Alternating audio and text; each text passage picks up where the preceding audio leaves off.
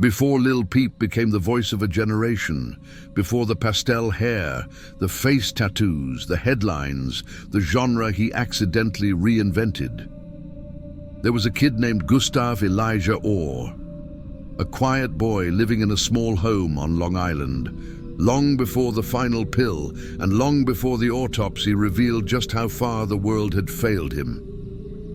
And the truth is this: the countdown to Lil Peep's death didn't start on the night he overdosed. It started years earlier, in places most people never bothered to look. Gustav Elijah Orr was born on the 1st of November 1996 in Pennsylvania and raised in Long Island. His parents, both academics, surrounded him with books, expectations, and a quiet pressure to become something similar. His mother, Liza Womack, taught elementary school. His father, Carl, lectured at a university. On paper, it looked like a stable home. In reality, it was fragile. Gus was unusually intelligent. He joined the gifted and talented program. He learned quickly, absorbed everything, and hid the fact that he never truly fit in. He was a watcher, an observer, a gentle kid who went inward instead of outward. He clung to things that felt safe: video games, skateboarding, punk rock, emo music, and eventually the kind of hip-hop that sounded like how he felt inside. But at 15, the ground beneath him cracked. His parents divorced, and the divorce hit him harder than anyone realized. His mother later said that this was the moment when anxiety sank its teeth into him. He woke with nausea, wrestled with spiraling thoughts, and withdrew from the world. Therapy was suggested, but Gus looked for something faster, quieter, easier. He found Xanax, the first escape, the first silence, the first warning nobody understood. By 16, he was barely attending school. He finished his classes online, spending most of his time in his bedroom with a cheap microphone, a battered laptop, GarageBand, and a notebook filled with things he didn't know how to say out loud. These were not songs at first. They were confessions. This was the birthplace of Lil Peep. When he uploaded his early tracks to SoundCloud, he ran to his mother with a kind of joy she had not seen in years. "Mama, you gotta see this. Anyone can upload their music here. We don't need record labels anymore." To most people, SoundCloud was a website. To Gus, it was freedom. In 2015, he released 3 projects. Lil Peep Part 1, Feels Live Forever, and then he connected with the collective that would change everything, Goth Boy Clique. Inside that group were artists who understood him in ways the outside world never had. Lil Tracy, Cold Heart, Wicker Phase, Springs Eternal. They weren't just collaborators. They were his first real sense of belonging. By 2016, he released Crybaby and Hellboy, 2 mixtapes that turned him into the accidental pioneer of a new sound, the emo rap hybrid that millions would later imitate. The honesty in his lyrics felt dangerous, vulnerable, unfiltered. He didn't hide the anxiety, the depression, or the addiction. He didn't try to be a superstar. He tried to survive. The world listened, the world clung to him. But fame arrived with a cost. Tour life swallowed him whole. Shows across the United States and Europe, crowds who screamed his name as if he were the only person who had ever understood their pain. Fans threw Xanax, weed, cocaine, and random pills onto the stage. His vulnerability made him relatable. His self-destruction made him iconic, and the people around him, whether intentionally or through blind neglect, allowed it to continue. During the final show of his 2016 tour, he was so drugged he could barely stand. His team panicked. Friends begged him to step away. He needed rest. He needed help. He needed space from the spotlight that was already eating him alive. He left for London, and for a moment, a fragile, temporary moment, he actually calmed down. He used fewer drugs. He spent long hours recording.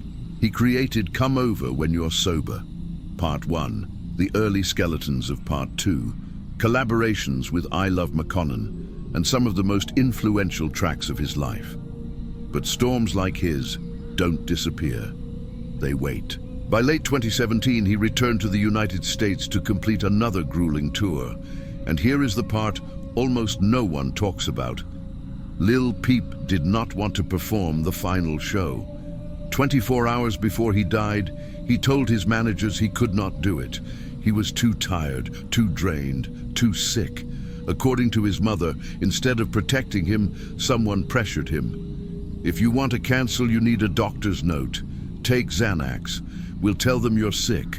Oh. But then, without warning, the plan changed. There would be no cancellation. The show would happen. Peep posted a video saying he had taken Xanax, but he would push through. Most fans thought he was joking. Most people on the tour thought he was being dramatic. But this moment, this small decision, was the first domino in a chain that would not stop falling. On the 15th of November, 2017, just hours before the show in Tucson, Arizona, Lil Peep sat inside his tour bus. The venue was called The Rock. The air inside the bus was heavy with exhaustion, smoke, and the quiet tension of a young man trying to keep up with a world that refused to slow down for him. At 3:30 in the afternoon, two teenage fans, Nick Dowd and Maya, were invited onto the bus. On the table were lighters, rolling papers, weed, scissors, and pills scattered without concern. They smoked together. Peep casually mentioned he had taken 60 milligrams of Roxy earlier. And then the first sign appeared. His head drooped, his speech slowed. He started drifting in and out, the unmistakable nod of opioid sedation. Between 4 and 5, he lay down on the bus sofa. His eyes closed, his breathing softened. And then he stopped responding. The fans tried waking him. Nothing. They told people on the bus. Everyone shrugged. He's just sleeping. But he wasn't. His breathing was slowing, his skin tone changing, his body signaling danger no one bothered to recognize. By 5:30, he was clearly in trouble, completely unresponsive, barely breathing. Yet still, no one called for help. Hours passed, precious hours. At some point between 7:30 and 8:30, a manager finally checked on him. Peep was pale. His lips were blue. His body was still. Paramedics were called. They attempted resuscitation. The autopsy would later confirm defibrillator marks. They tried, but the window for saving him had closed long before anyone dialed for help. At 21 years old, Gustav Elijah Orr, Lil Peep, was pronounced dead inside his tour bus. But this was only the beginning of the truth, because the real question was never simply how he died, but why he died. And the answers, the pills, the negligence, the betrayal, the autopsy, would become far darker than anyone imagined. Lil Peep's death didn't end on that bus. It only raised the questions the world had been too blind or too willing to ignore. Because behind the tragedy was a chain of decisions, failures, and people who should have protected him, but didn't. After Peep's body was taken from the tour bus, investigators began assembling the timeline. What they found did not point to a single fatal mistake, but to a culture of negligence surrounding a 21-year-old artist who had been treated as a commodity rather than a human being. The first rumors to explode online were aimed at a teenage fan named Mariah. She had been with Peep earlier in the day, and the internet, hungry for someone to blame, decided she must have given him the fatal pill. But the accounts from those present made one thing absolutely clear. Mariah brought weed, not pills, not Xanax, not fentanyl. The toxicology later confirmed that the Xanax Lil Peep consumed wasn't real Xanax. It had been pressed, laced with fentanyl, the opioid that is 50 times stronger than heroin and powerful enough to stop breathing in minutes. So the question remained, where did the fake pill come from? Witness accounts and internal conversations pointed to a figure known by several names: McNed, McMahon. Someone Peep had known, someone inside his circle, someone who, according to the statements collected afterward, had pills that didn't feel right. He allegedly told people he had a bad feeling about them. He refused to take them himself, but he still handed one to Lil Peep. And when Peep died, the accusations didn't stop at the pill. Friends claimed this same individual took Peep's clothes, wore them publicly, and even appeared at the funeral in items stolen from Peep's belongings. Nothing about his behavior resembled that of a grieving friend. No court ever charged him, but for Peep's mother, and for many who lived through that night, the sense of betrayal never faded. Yet even that was not the heart of the story. Because the deeper responsibility, according to court documents and personal testimonies, lay not in one person, but in an entire environment. The management, the handlers, the people paid to protect him. Peep's mother described a pattern that went far beyond negligence. She alleged that drugs were not only tolerated on tour, but easily accessible. That the pressure to perform was relentless. That no one stepped in when Peep's physical and mental condition clearly deteriorated. That a young man crying for help was given pills instead of rest, and silence instead of support. The wrongful death lawsuit filed by his mother in 2019 laid out those claims in devastating detail. Among them, negligence, failure to provide medical supervision, emotional and physical endangerment, encouraging drug use as a coping mechanism, ignoring visible signs of overdose for hours, pressuring him to perform despite illness. Just months after filing the suit, the emotional weight broke her body. She suffered not one, but 2 strokes. But she continued. She said her purpose had shifted, to protect the legacy of the son she lost, and to fight for the truth behind his death. As the lawsuit unfolded, another layer of the tragedy emerged, one buried inside the autopsy itself.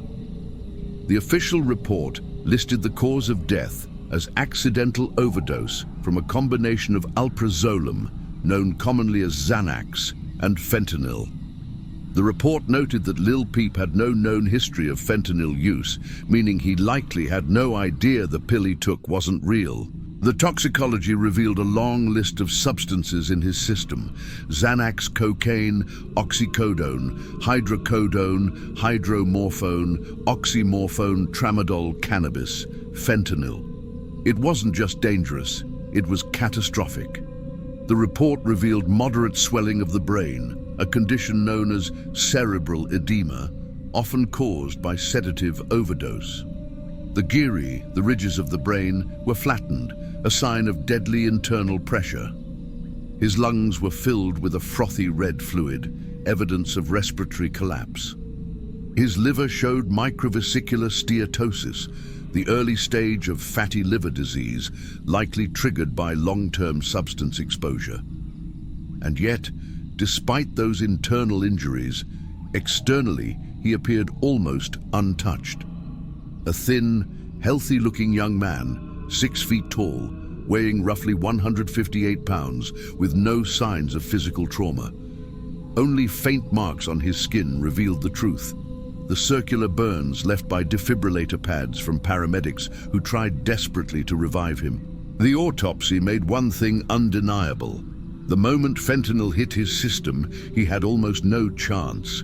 And the fact that he was left unattended for so many hours only ensured the inevitable. In 2023, after years of legal battles, Peep's mother reached a confidential settlement.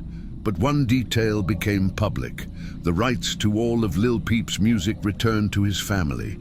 For the first time since his rise, the control of his art, his life's work, belonged to the people who truly loved him. After his death, the world reacted the only way it knew how.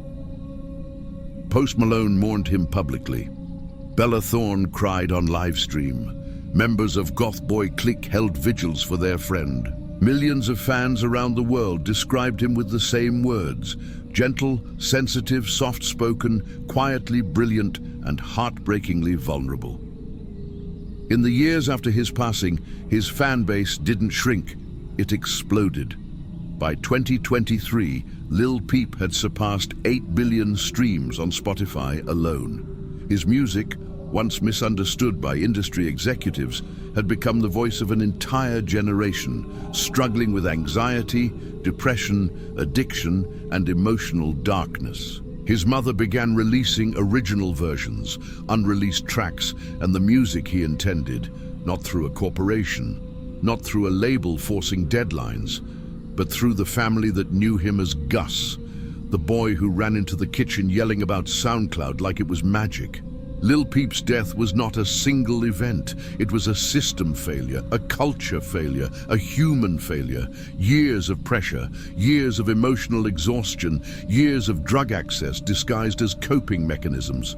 Years of adults who watched a child drown in front of them and offered him another pill instead of a lifeline. The autopsy revealed the chemistry.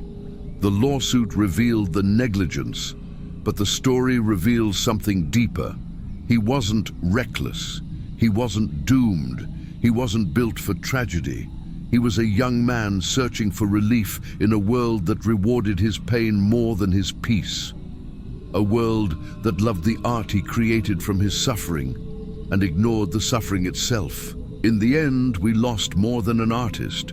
We lost the boy behind the tattoos, the son who called his mother every day, the kid who thought SoundCloud might save his life, the young man who trusted the wrong people at the wrong time in the wrong environment. Gustav Elijah Orr never got the chance to grow old, but his voice, fragile, raw, unfiltered, outlived him, and it continues to echo long after the final heartbeat on that tour bus. His story is a warning, his music is a legacy, and his name will never fade. If you want more stories told with truth, respect, and depth, subscribe to the channel. Your support keeps these documentaries alive.